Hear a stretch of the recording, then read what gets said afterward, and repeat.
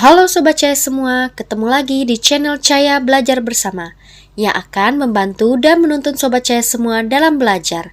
Di video kali ini kita akan membahas tentang TWK atau Tes Wawasan Kebangsaan dengan materi pengamalan Pancasila.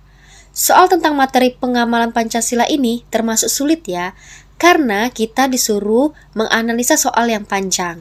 Nah, soal yang keluar biasanya yang ditanyakan adalah pengamalan sila yang keberapa, habis itu termasuk pelanggaran sila yang keberapa.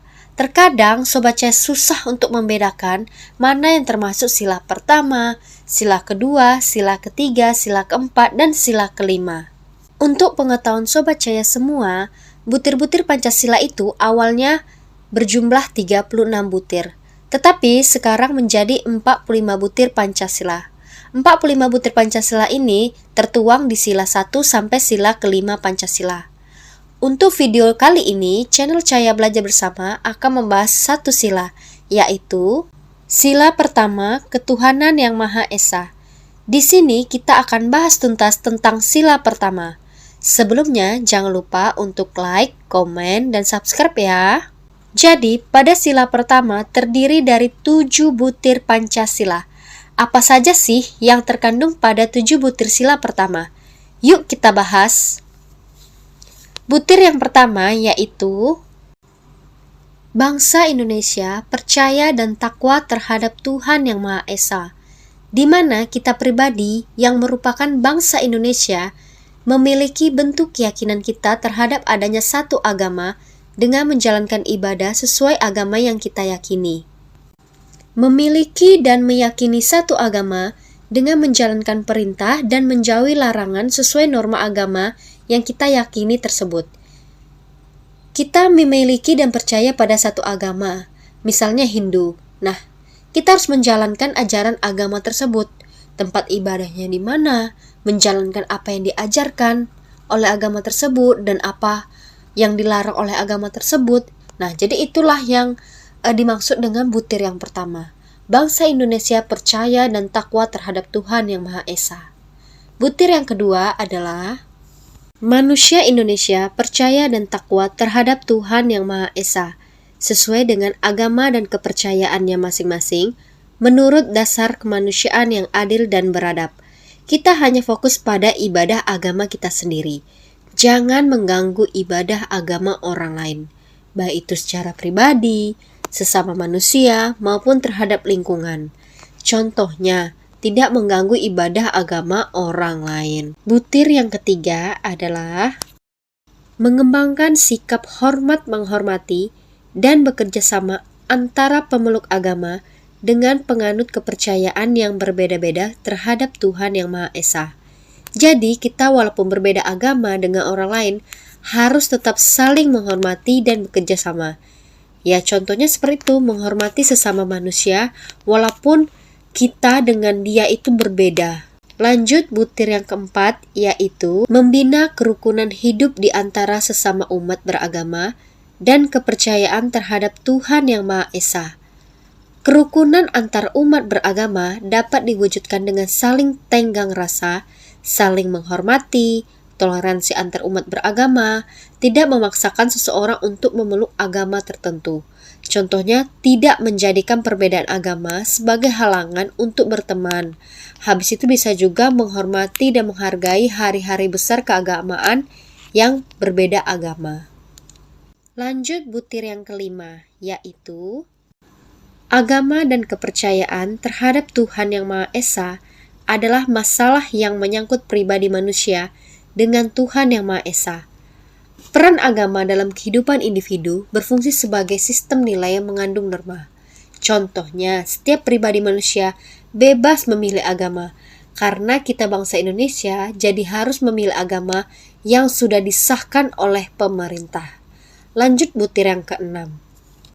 Mengembangkan sikap saling menghormati, kebebasan, menjalankan ibadah sesuai dengan agama dan kepercayaannya masing-masing. Contoh, menghormati satu sama lain ketika ada pemeluk agama lain yang beribadah. Nah, untuk butir yang terakhir atau yang ketujuh adalah tidak memaksakan suatu agama dan kepercayaan terhadap Tuhan Yang Maha Esa kepada orang lain. Jadi butir yang ketujuh ini maksudnya, karena agama dan kepercayaan adalah milik pribadi kita sendiri, jadi kita tidak boleh memaksakan suatu agama tertentu kepada orang lain. Contoh, kita tidak boleh memaksakan seseorang itu harus mengikuti agama dan kepercayaan kita. Kita hanya boleh mengingatkannya apabila hal tersebut melanggar ajaran agama. Mengingatkannya pun dengan cara yang baik dan benar. Jadi Sobat Cahaya, itulah tadi 7 butir pengamalan Pancasila, yaitu sila pertama, di mana dari butir pertama sampai butir yang ketujuh saling berkaitan satu sama lain. Nah, untuk memudahkan mengingatkannya, kata kunci dari sila pertama ini sangat nampak jelas berbeda dengan sila lainnya, yaitu Tuhan, agama, dan kepercayaan yang berkaitan erat dengan manusia.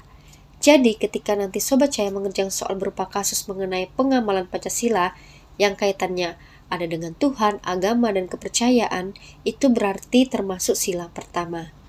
Yuk kita lanjut ke contoh soalnya. Jadi Sobat Cahaya, ini adalah salah satu contoh soal mengenai pengamalan Pancasila, di mana ditanyakan pada soal ini adalah penyimpangan Pancasila. Nah, kita harus baca soalnya terlebih dahulu. Menteri Pendidikan dan Kebudayaan Nadiem Makarim memaparkan ada sejumlah aturan hukum yang dilanggar dalam kasus pemaksaan siswi non-muslim untuk memakai jilbab di salah satu sekolah negeri di Padang. Nadiem menilai aturan yang dibuat oleh pihak sekolah melanggar berbagai aturan, bahkan melanggar nilai-nilai Pancasila. Hal tersebut merupakan bentuk intoleransi atas keberagaman, sehingga bukan hanya melanggar peraturan perundang-undangan, melainkan juga melanggar nilai-nilai Pancasila dan kebinekaan, kata Menteri Pendidikan Kebudayaan. Nah, kita lihat di sini, ada kasus pemaksaan pemakaian jilbab terhadap siswi non-muslim. Di sini tidak jelas ya bahwa melanggar sila pertama butir keempat, yaitu membina kerukunan hidup di antara sesama umat beragama dan kepercayaan terhadap Tuhan Yang Maha Esa.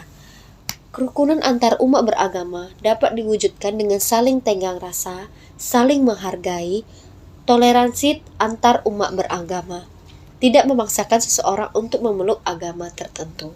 Jadi sudah jelas ya Sobat Cahaya, jawabannya adalah penyimpangan sila pertama karena tidak sesuai dengan butir-butir Pancasila sila pertama. Gimana Sobat Cahaya?